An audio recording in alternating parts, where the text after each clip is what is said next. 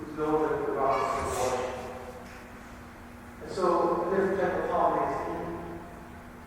The other thing is if you've been to a number of gatherings, a number of various meetings or churches on this issue, you've heard it all. You've heard, I think, virtually every homily on the subject, every angle on that subject as almost possible. So what can I say that's new or different? I don't think there's much. But what I can say is this. It's been over 45 years since abortion was legalized in Canada back in 1969 when Pierre Trudeau was Prime Minister and he brought in his omnibus bill. And it's become, for many, many things, just part of the political landscape. Something that's here, something that's not thought much about anymore, something that's often accepted. And often we see our role as reminding people that this is still an issue. This is still a problem. This is something that cries out for justice, for a change of heart. And it seems like a very difficult task. And so, a couple of things coming up, of course, in the next few weeks. Have that goal in mind. We have the 40 Days for Life starting tomorrow night on Bank Street in front of the Morgan Power Abortion Clinic. And then we've got, on October 2nd, the Life Chain. And these are public witnesses. The world that does not want to hear it. That something terrible is happening in our society. And something terrible has happened to our society. That we can now accept this as normal, as even a positive thing. So I would say that our role today is much like the role of the prophets during the Babylonian exile in Israel. Because, we don't seem to like it. As the years go by, we all get older, it seems like victories are few and defeats are many. And you wonder, where's the light at the end of the tunnel? When will things change? Think of Israel in the 6th century BC. The kingdom of Israel itself was gone, but the kingdom of Judah was still standing. It was caught between two powerful empires, or kingdoms. The kingdom of Egypt and the growing empire of the Babylonians. Eventually, it would fall to the Babylonian sword. Judah would no longer be. Jerusalem would be sacked. The temple, the center of their worship, would be destroyed. Their nobility, their aristocracy, their leaders of society would be carried off into exile, never to return home again. And many of the other artisans and others would be carried off as well. And so Israel and the Israelis entered their diaspora. Many of them still in Judah, the poor, the farmers, many taken off to Babylon, others in the Egypt. And in that darkness, they would not see any light. It looked like God had abandoned them, or at least was not hearing their prayers. That they were being punished for their sins, and for who knows how long.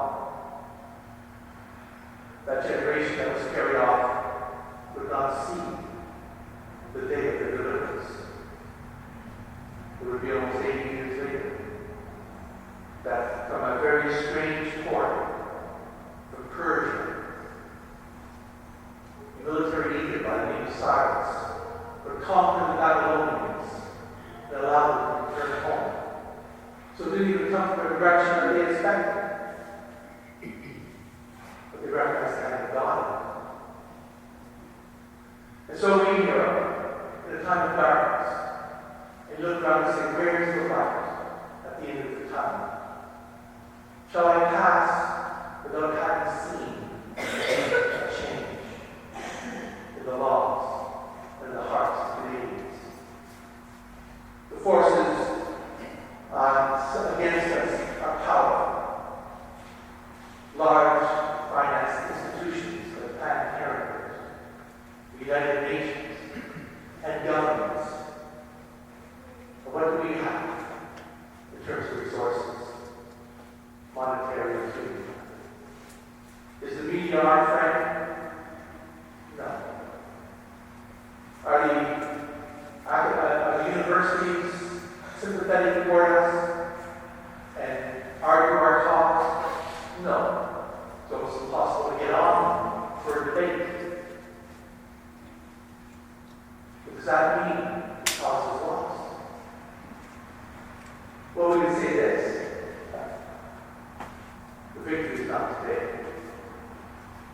But we must stand faithful, like the people of Israel, the people of Judah, through the days of Babylonian exile, knowing that God is still God. And though we must go through a time of purging, time of purification, time of penance, He is still in charge. And in His time, and in His way, He makes things good. We may not see it with these eyes on earth, but God willing, we may see it from the other side. Because in the end, it's not about my will or my views. It's about what is true and good and beautiful. We're fighting for the truth, for life, for beauty. And so, like Ezekiel, or like Daniel, those prophets, born in Babylon, or taken to Babylon, we are entered into a foreign land. This is not the Canada of 60 years ago. And for some, it's a better Canada. Brothers will have to say there are many good things to be proud of, many good things to be thankful for. There's also something very dark and evil in the underbelly of this country. And so we must continue to witness to the world, to our fellow citizens, to our neighbors, to our families,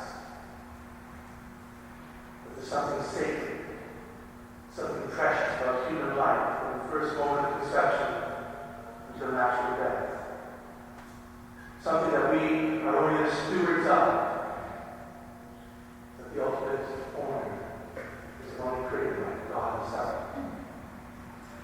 That how we treat the life of the most vulnerable, the life of the weakest, tells us who we really are as a people, as a culture.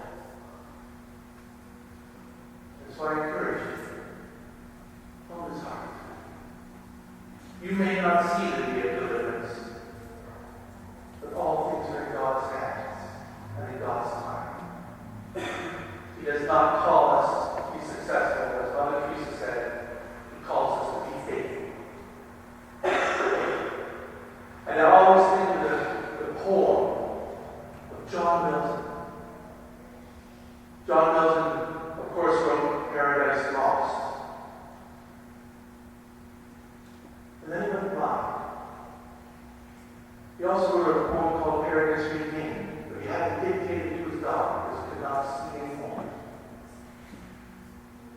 He also wrote another poem, reflecting on his own situation, on his own blindness, wondering what purpose does his life serve the way it is now. What can he do? What can we do before all the forces line up against us? In this time, that things can look very bleak for the pro-life cause. And John Milton finished that poem with the line,